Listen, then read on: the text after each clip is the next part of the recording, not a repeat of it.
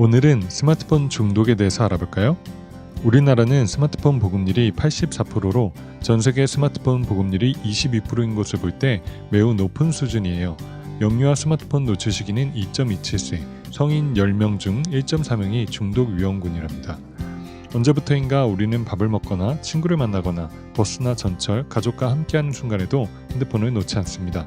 여러분은 스마트폰으로부터 자유로우신가요? 제가 지금부터 말하는 것을 듣고 한번 본인의 상태를 점검해 보세요. 친구를 만나서도 수시로 스마트폰을 만지작거리는 나.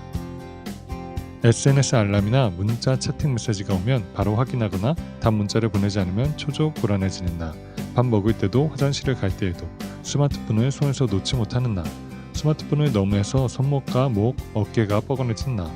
공부나 과제를 할 때도 스마트폰을 꼭 책상에 올려놓는 나. 한 가지 이용 목적으로 들어가서 결국 이것저것 이용하고 있는 나. 좋아요, 싫어요 반응 하나에 그날 기분이 좌우되는 나. 게임 경쟁 순위에 스트레스 받는 나. 잠자리에 들어서도 스마트폰을 한동안 만지작거리거나 잠에 드는 나. 직접 대화하는 것보다 문자나 이모티콘 대화가 편해진 나. 아마도 대부분 이게 난데 라고 생각하실 거예요. 특히 여러분이 10대라면 더욱더 그렇게 생각하실 겁니다. 연령별 스마트폰 중독 위험군이 10대에 가장 많기 때문이죠. 하지만 10대가 더 위험에 크게 노출되어 있을 뿐 아마도 대부분의 사람들이 스마트폰 중독으로부터 자유롭지 못할 겁니다. 그런 스마트폰 중독이 어떻게 해로운지 한번 알아볼까요? 첫 번째는 건강을 위협하는데요. 특히 스마트폰을 5년 이상 사용한 사람들에게서 나타나는 동반 통증은 두통, 눈피로, 목 통증, 등 통증, 허리 통증, 손목 통증이 있습니다. 스마트폰을 오래 사용 시 원래는 1분당 30회 이상 깜빡이는 눈이 분당 6회로 줄어들어 눈을 아프게 합니다. 우리는 스마트폰과 눈싸움으로 인해 안구 건조증과 근시가 발생하는 거죠. 목 통증이 일어나는 이유는 스마트폰을 사용하게 되면 우리 목이 1리터 생수병을 11병, 즉 22kg를 받치고 있는 상황입니다. 혹시 생수 6병을 손으로 들어보셨나요? 그것도 무거운데 11병이라니 우리 목이 아플만 하겠죠.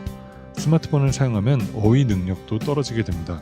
혹시 요즘 원하는 단어가 생각이 안 나실 때가 많으신가요? 스마트폰은 당신의 수면을 방해합니다. 스마트폰 화면에 나오는 블루라이트 때문이죠. 이로 인해 생체 리듬의 변화가 생겨서 불면증이 생기는 것입니다. 그리고 학생들의 경우 밤새 스마트폰 게임을 하다가 수면 부족으로 정신적 무력감이 생기게 되고 학습은 소홀히 하게 되고 학습에 흥미가 떨어져서 성적도 떨어지는 경우가 많습니다. 마지막으로 스마트폰 사용으로 인한 사고가 4년 동안 2배 증가한 것을 알고 있으신가요?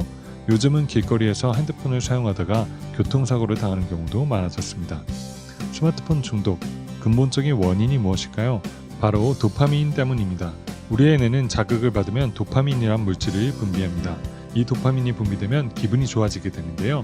스마트폰을 과다 사용할 때도 똑같은 현상이 일어나게 됩니다.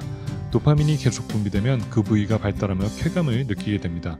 하지만 같은 쾌감을 느끼기 위해서는 더 많은 도파민 분비가 필요합니다. 그것이 바로 중독입니다. 스마트폰을 무조건 사용하지 말자는 것이 아닙니다. 하지만 중독되지 않도록 조절하는 것은 매우 중요하겠죠.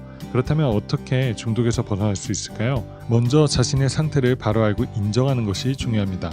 그러고 나서 스마트폰 사용에 대한 본인의 규칙을 정하세요. 예를 들어 시간을 정해두고 사용하고 수업 시간에는 책상이 아닌 가방에 넣고 밤에 자기 1시간 전에는 스마트폰을 멀리 두세요. 가족들과 식사, 친구들과의 만남은 핸드폰을 한 곳에 모아서 두고 서로 눈을 보면서 이야기해보세요. 분명히 더욱 즐거운 만남이 될 거예요. 일주일에 하루, 적어도 반나절은 스마트폰 오프데이를 만들어보세요. 스마트폰을 대신할 본인만의 취미를 찾아보세요. 예를 들어 운동, 요리, 독서 등이 있습니다. 이 모든 것들이 도저히 본인의 힘으로 불가능할 때는 약물 치료가 병행되어야 할 수도 있으니 꼭 상담을 받아보세요. 오늘부터 우리 모두 함께 실천해볼까요?